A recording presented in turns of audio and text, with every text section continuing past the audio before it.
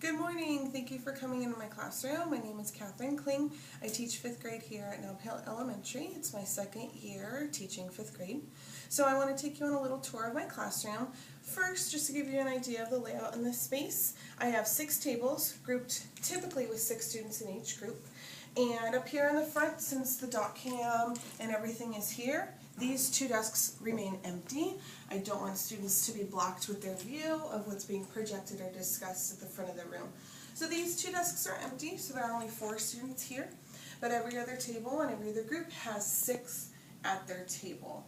I do have one group of 4, actually at the very back of the room, and that's remaining empty since that would only be able to hold 2 students because I would have a bunch of empty seats kind of laying around. So right now I have an empty group of 4, but we can make it work. So as far as students with special needs, IEPs, and those sorts of things, my friend here actually spends most of his day in an SDC class, but he does come into me.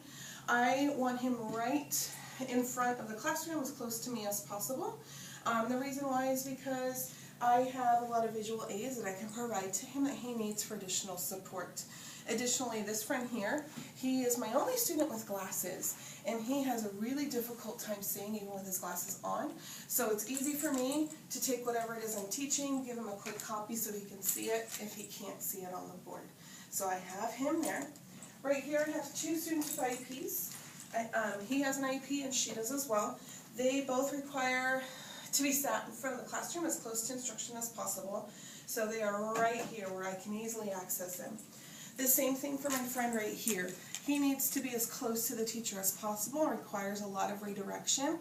So I have him sitting in front of the classroom so that way if I'm at my desk, if I'm at the front of the room, even if I'm with my reading group, he's able to receive that one-on-one attention that he needs. So taking on a quick tour of our classroom, first right here you notice we have a rug on the floor, and that's covering the cords to the dot cam and everything.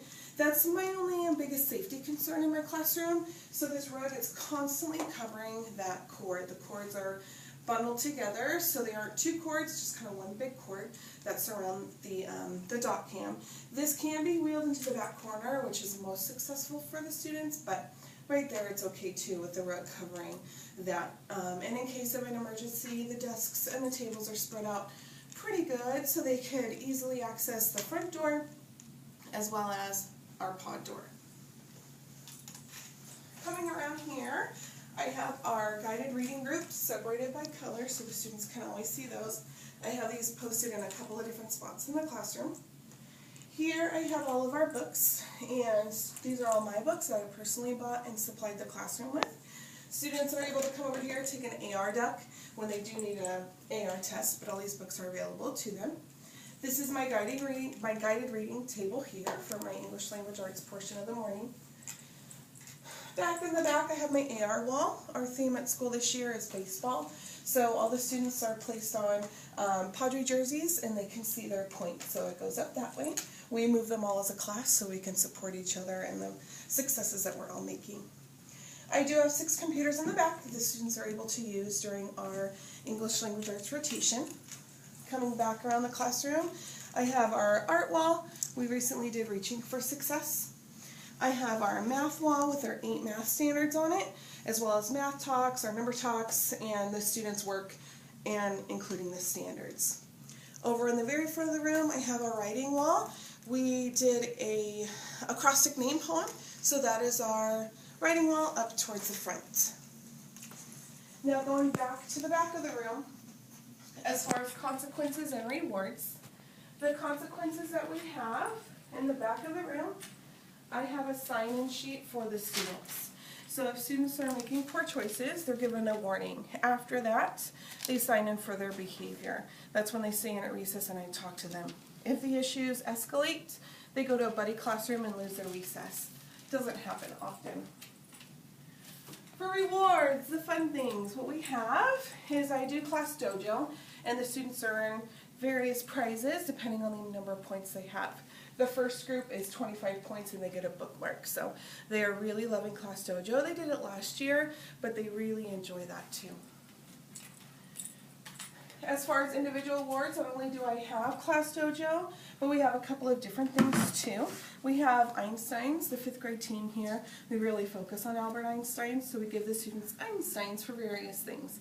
I give them to the students if they make good choices, turn their homework in, find a worldly wise word in their reading, different things like that. We do have a class store, so they save up all their Einsteins for that.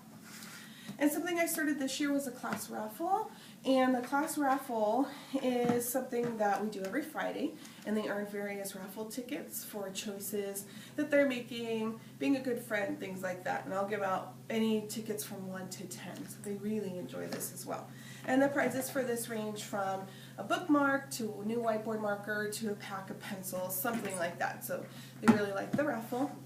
And we also have 2 additional awards for the class.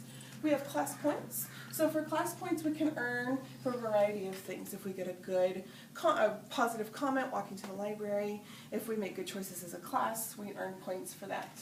And we are awarded different things based on the points. So 100 points was a healthy snack. So the students are currently working for 250 points, which is music. So that's where they are. I also have table points here. 1 star equals 25 points. The tables with the most points at the end of the month get lunch with me and a no homework pass. So that's our class, all the fun things. If you'd like to come in anytime, take a tour, please feel free. But thank you for visiting.